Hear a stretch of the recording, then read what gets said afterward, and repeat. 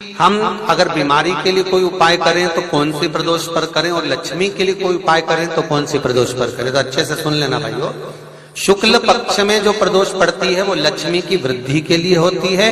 कृष्ण पक्ष में जो प्रदोष पड़ती है वो रोग और बीमारी को मिटाने की होती है। तो जितने उपाय आपको प्रदोष के बताए जाते हैं उस हिसाब से आप करो कि शुक्ल पक्ष की प्रदोष है तो लक्ष्मी का कोई उपाय करना है तो हमें शुक्ल पक्ष की प्रदोष पे करना है। अगर हमें बीमारी से निपटने का कोई इलाज करना है या कोई उपाय करना है तो उसको कृष्ण पक्ष की प्रदोष पर करना है।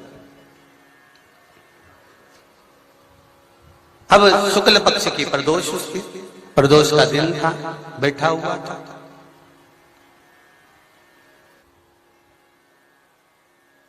मान लो अगर कहीं आप कोई नौकरी के लिए अप्लाई कर रहे हो, लॉकडाउन में सर्विस छूट गई, कई लोगों की छूटी है, कंपनियां कई बंद भी हो गई, कई कंपनियों से निकाल भी दिया गया, कहीं पत्नी परेशान हो रही है, कहीं पति परेशान हो रहा है, आप कहीं अप्लाई कर रहे हो तो जैसा माता उमा ने प्रदोष काल में, प्रदोष के समय पर, प्रदोष काल के अंतर्गत बेलपत्री का स्मरण किया है, वो बेलपत्र का स्मरण अगर संसार का मनुष्य कर लेता है तो महाराज ब्रह्मवृत्ता पुराण कहती है कि उस जीव का ऐसा कोई कार्य नहीं जो सफल नहीं होता। महाराज मेरा निवेदन रहेगा, किसी एग्जाम में आप बैठ रहे हो, इंटरव्यू के लिए जा रहे हो, किसी कार्य के लिए जा रहे हो, नौकरी नहीं लग रही, सर्विस नहीं लग रही, तो महाराज तांबे के कलश में 11 बेलपत्र को रखा जाए और तांबे के कलश में 11 बेलपत्र रखकर उसमें 11 सफेद पुष्प को डाला जाए।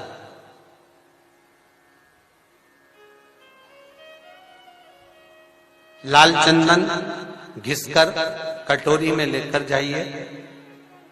प्रदोष के दिन, शुक्ल पक्ष का जो प्रदोष पड़ जाए उसके दिन शंकर के शिवलिंग पर लाल चंदन लपेटने से पहले शंकर की जो जलाधार,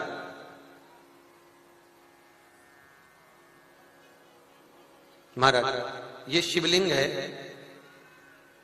ये शिवलिंग है और ये पूरी गोल और ये चरण, ये जलाधार, ठीक है। आपको पहले भी कहा है शंकर जी की पूरी जलाधारी में शंकर जी का संपूर्ण परिवार है। राइट जो चरण है जहां से पानी नीचे गिरता है वो गणेश जी का स्थान है, लेफ्ट कार्तिकेय जी का स्थान है, बीच में जो एक मोटी सी लाइन है वो अशोक सुंदरी का स्थान है। जहां पर शिवलिंग रखा हुआ है ये माता जगत जननी जगदम्बा का हस्त कमल है। शंकर भगवान को मां अपने हस्त कमल पर रखी हुई है। ऊपर से जो बूंद बूंद पानी जलाधारी से नीचे गिर रहा है ये शंकर भगवान की 5 लड़कियां हैं, जया, विषहरा, सामरीबारी, दोतली और देव। ये ऊपर से बूंद बूंद जल क्रीड़ा शंकर जी के साथ में करती है। शंकर भगवान का संपूर्ण परिवार जलाधारी में विराजमान है। शिव महापुराण कहती है, माता उमा का चरित्र कहता है, कोई एग्जाम में बैठ रहे हो, कोई कंपटीशन एग्जाम में बैठ रहे हो और चाहते हो कि मेरी नौकरी इसमें लगना ही चाहिए तो लाल चंदन का लेपन आपको इस पूरी जलाधारी पर करना है। लाल चंदन का लेपन पूरी जलाधारी पर करना। और महाराज जी जिस कलश में आपने घर से 11 बेलपत्र और 11 सफेद पुष्प जल के अंदर डालकर लाए हो उसको आप चढ़ाएंगे तो इस तरह से चढ़ाएंगे कि उसका भाग हमें दिखे चढ़ते समय। ऐसे नहीं चढ़ाना, उसको चढ़ाते समय इस तरह से चढ़ाएं कि वो जल का भाग हमारी ओर गिरता हुआ।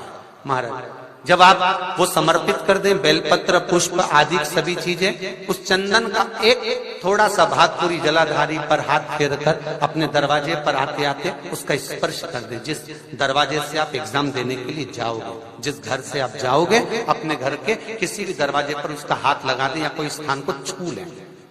जिसको आप दरवाजे को खोलकर दरवाजे को स्पर्श कर कर या दीवार को छूकर या अलमारी को छूकर, जिसको भी छूकर आप जाओगे उसका स्पर्श कर लेना। फिर आपको कुछ नहीं करना है, उमा और महेश ही सब कुछ करेंगे जो उनको करना है, सब साथ। प्रदोष व्रत का नियम जो आप ले रहे हैं, प्रदोष व्रत को जो आप श्रवण कर रहे हैं उसको जरा ध्यान से सुनिएगा। सबसे पहले स्नान ब्रह्म मुहूर्त का, सुबह का, उसके बाद में फिर आसन पर बैठकर भगवान की भक्ति को धारण करना, शंकर का अनुमोदन करना, शिव भक्ति में डूबे रहना, शंकर का स्मरण करना, शंकर के नाम का स्मरण करते रहना, ये प्रदोष का मूल तत्व। महाराज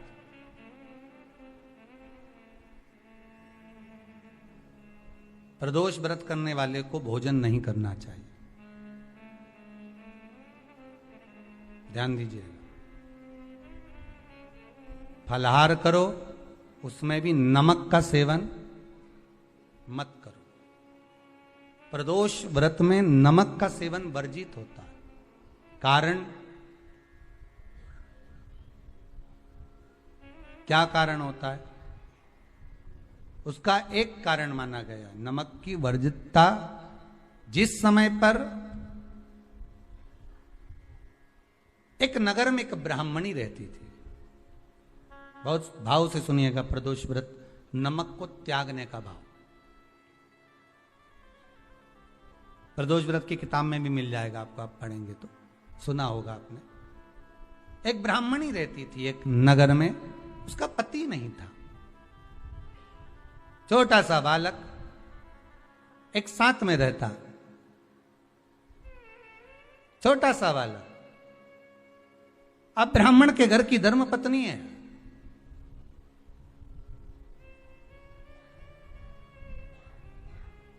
ब्राह्मण कर्मकांड करने वाला, पूजन करने वाला, पाठ करने वाला, अनुष्ठान करने वाला, पूजन करने वाला, मंत्र जाप करने वाला, भगवत भक्ति में डूबने वाला। ब्राह्मण तो चले गया, ब्राह्मणी बच्चे के साथ रह रही। क्या करे वो? अकेली निवास कर रही,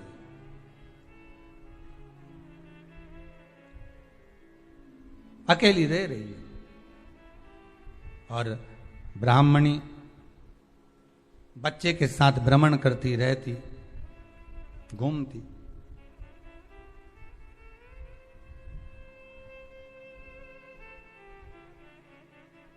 कहीं कहीं दर दर जाकर कुछ भिक्षा को मांग कर लेकर आ जाती, और भिक्षा लाने के बाद में उस भिक्षा को जब लेकर आती तो अपने बच्चे को भी खिलाती और स्वयं भी उसका पान करती।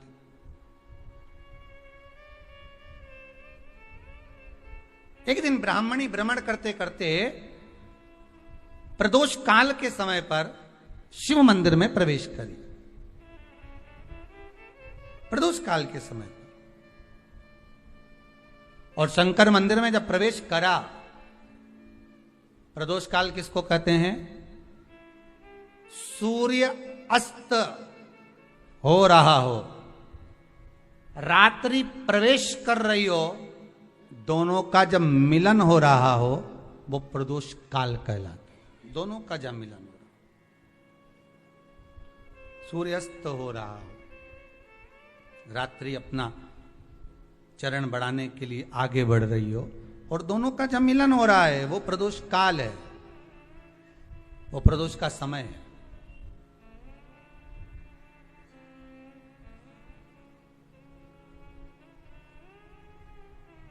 ब्राह्मणी मंदिर में प्रवेश कर रही, जब ब्राह्मणी मंदिर में प्रवेश करी, मंदिर के अंदर पहुंची, प्रदोष काल का समय था, प्रदोष का समय चल रहा था। और प्रदोष काल के उस समय में, प्रदोष काल के उस समय में जब ब्राह्मणी ने देखा कि कोई भगवान की भक्ति में लगा हुआ है, भगवान के रस तत्व में डूबा हुआ है, आज ब्राह्मणी के पास में कुछ पदार्थ नहीं है, अपने बच्चे का पेट भरने के लिए कोई सामग्री नहीं है, और कुछ आस लेके वो प्रवेश करिए, कुछ आस लेकर वो अंदर प्रवेश कर जाती है।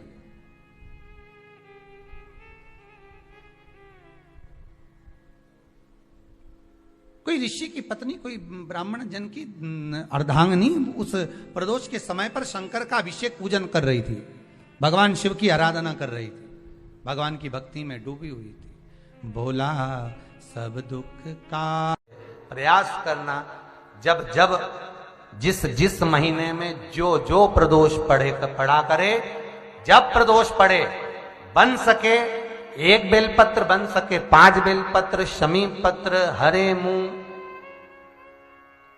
हरा मुंह, बेलपत्र, एक कलश के अंदर थोड़ा सा पानी लेकर एक बेलपत्र, हरा मूंग, शमी पत्र डालकर और उसमें थोड़ा सा गुड़ डालकर भगवान शिव का स्मरण कर कर प्रदोष काल में, मान लो कोई काम आपका बहुत जरूरी है, बहुत दिनों से आप थक गए हैं, नहीं हो रहा, कर्जा बढ़ रहा है, धन नहीं आ रहा, व्यापार नहीं चढ़ रहा, या कोई समस्या बहुत प्रबल है, कोई एग्जाम में बैठ रहे हो नहीं हो रहा, परीक्षा भी दे दी है, रिजल्ट आने ही वाला है, तो भी प्रदोष काल में, प्रदोष के समय वो जल, मूंग, समीपत्र और बेलपत्र और गुड़ का शंकर के शिवलिंग को समर्पित करना प्रारंभ कर दो। 2 या 3 प्रदोष करोगे, बाबा आपकी मनोकामना शीघ्र पूर्ण कर देगा। 2 या 3 करो, बाबा करेगा। कई लोग सर्च कर रहे हैं, प्रदोष का व्रत है, प्रदोष के व्रत में आज मान लो मंगलवार का प्रदोष है, मान लो सोमवार का प्रदोष है, मान लो गुरुवार का प्रदोष है, तो प्रदोष में मैं क्या खाऊं, आज के व्रत में क्या खाया आज। लोग नेट पर सर्च करते हैं, लोग गूगल पर सर्च करते हैं, किताबों में ढूंढते हैं, पोथी पुराणों में ढूंढते हैं, क्या खाया जाए।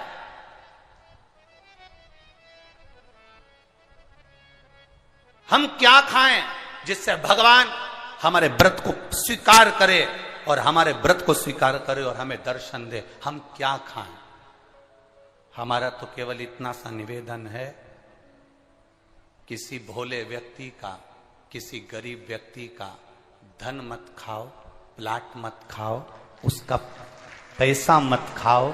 अगर तुमने उसका प्लाट नहीं खाया, उसका पैसा नहीं खाया, उस गरीब व्यक्ति का, उस भोले व्यक्ति को तुमने धोखा देकर कुछ अगर खा लिया, तो समझ लो कि भगवान तुम्हें माफ नहीं करेगा। तुम कुछ खाओ चाहे मत खाओ, पर किसी सीधे, किसी भोले और किसी गरीब व्यक्ति का हक मत खाओ, तुम्हें व्रत का फल मिल जाए। सोमवार की अगर प्रदोष पड़ती है, बहुत ध्यान से सुनना महाराज, सोमवार की प्रदोष पड़ती है तो शंकर भगवान कैलाश पर निवास करते हैं। मंगलवार की प्रदोष पड़ती है तो शिव काशी में निवास करते हैं। बुधवार की प्रदोष पड़ती है तो शिव रजत भवन में निवास करते हैं। गुरुवार की प्रदोष पड़ती है तो शिव गंगा के स्थल पर निवास करते हैं। शुक्रवार की अगर प्रदोष पड़ती है तो शिव नीलकंठ पर विराजमान होते हैं। शनिवार की अगर प्रदोष पड़ती है तो शिव शमी के वृक्ष के नीचे रहते हैं। और रविवार की जब प्रदोष पड़ती है तो शिव बेलपत्र के पेड़ के नीचे निवास करते हैं। महाराज, ये एकादशी शंकर से कह रही है कि आपका स्थान ये नहीं कि आप कैलाश पर मिले, उस बार को, उस तिथि के दिन, उस अनुकूल।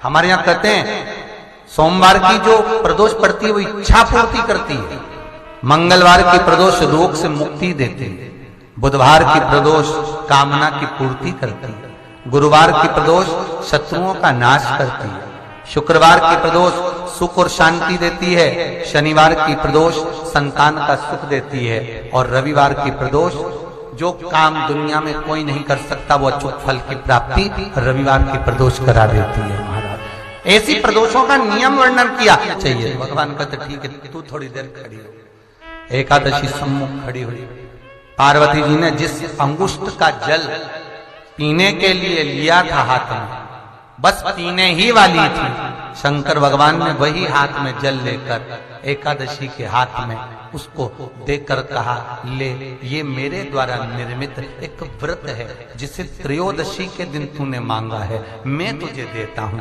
आज इस व्रत का फल मैं तुझे प्रदान करता हूं। अब तू जिस जीवात्मा को लेकर जाएगी उसका पाप प्रबल नहीं होगा।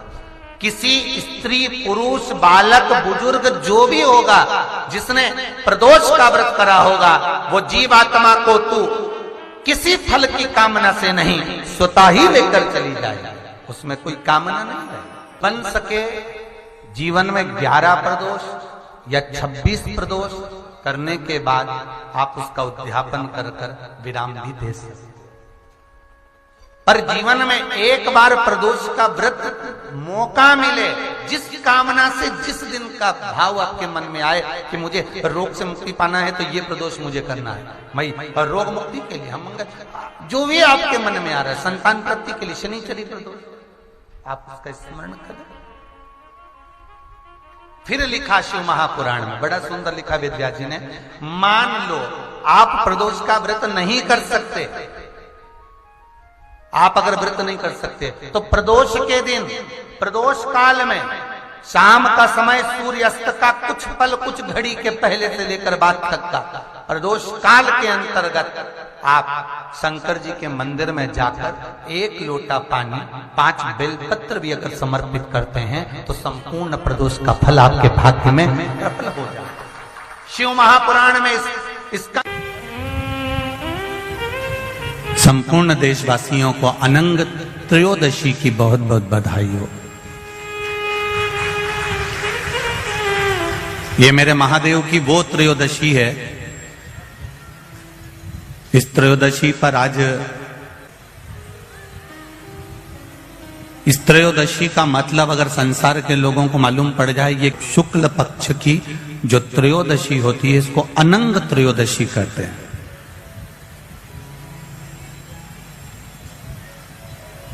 इस त्रयोदशी का महत्व, जिसके परिवार में पति पत्नी का झगड़ा होता हो, जहां अदालत तक बात पहुंच गई हो, या बेटियां मायके रह रही हो, पति कहीं दूसरी जगह रह रहा हो, या किसी पति का या पत्नी का स्मरण कहीं दूसरी जगह हो, इस अनंग त्रयोदशी का मात्र स्मरण, इस अनंग त्रयोदशी का मात्र पूजन, पूरे साल भर में आप शंकर भगवान की आराधना करते हो, पर इस अनंग त्रयोदशी की आराधना का फल ही दूसरा है, इसका महत्व ही दूसरा है।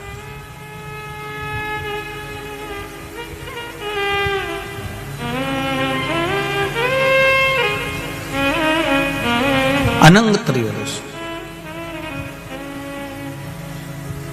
जिस दिन केवल भगवान शंकर के शिवलिंग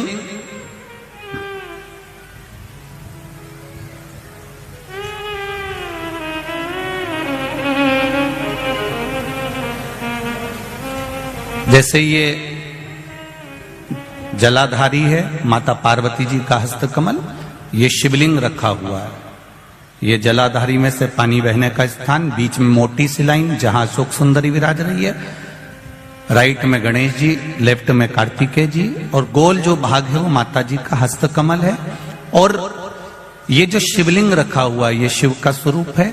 जहां पर भगवान शंकर का शिवलिंग रखा हुआ है उस स्थान पर आज अनंग त्रयोदशी के दिन मात्र जिस पति पत्नी का आपस में बैर चल रहा हो, अदालत में झगड़ा चल रहा हो, विवाद चल रहा हो, आपस में प्रेम समाप्त हो गया हो, एक दूसरे का सम्मान करना भूल गए हो, बात बात में झगड़ा करते हो, जरा जरा सी बात में मन मोटाव हो जाता हो, वो केवल एक कच्चे दूध की मात्र उंगली को भिंगाकर अगर जहां शिवलिंग रखा हुआ है वहां पर केवल कामदेव रति शिव और पार्वती का नाम लेकर मात्र उस कच्चे दूध की मात्र उंगली ही फेर देते हैं तो उन पति पत्नी का जिंदगी में कभी विवाद नहीं हो सकता और कभी गलत मार्ग पर वो जा नहीं सकते। ये अनंग त्रयोदशी की महत्वता है, आज की महत्वता।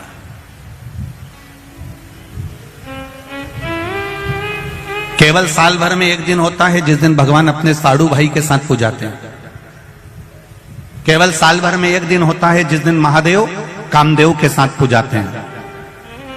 केवल साल भर में एक दिन होता है अनंग त्रयोदशी का दिन जिस दिन भगवान शंकर ने कामदेव को भस्म करा था और उसको अनंग कर दिया था।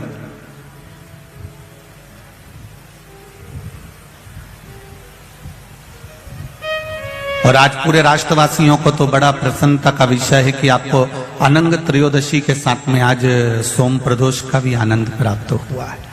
ये शिव की कृपा है, ये उसकी उदारता, ये उसकी करुणा। अनंग त्रयोदशी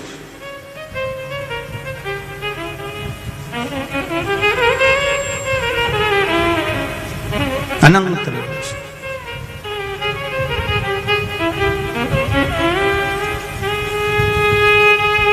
आज के दिन जो 35 साल के हो गए, 30 साल से ऊपर के हो गए, 42 साल के हो गए और जिनका विवाह नहीं हुआ है, वो बेलपत्री की मध्य पत्ती पर केवल कच्चा दूध लगाकर ही भगवान शंकर को समर्पित कर देते हैं। तो अगली जो अनंग त्रयोदशी आती है उससे पहले उसका मंगल विवाह हो जाता है। इतना महत्व है अनंग त्रयोदशी।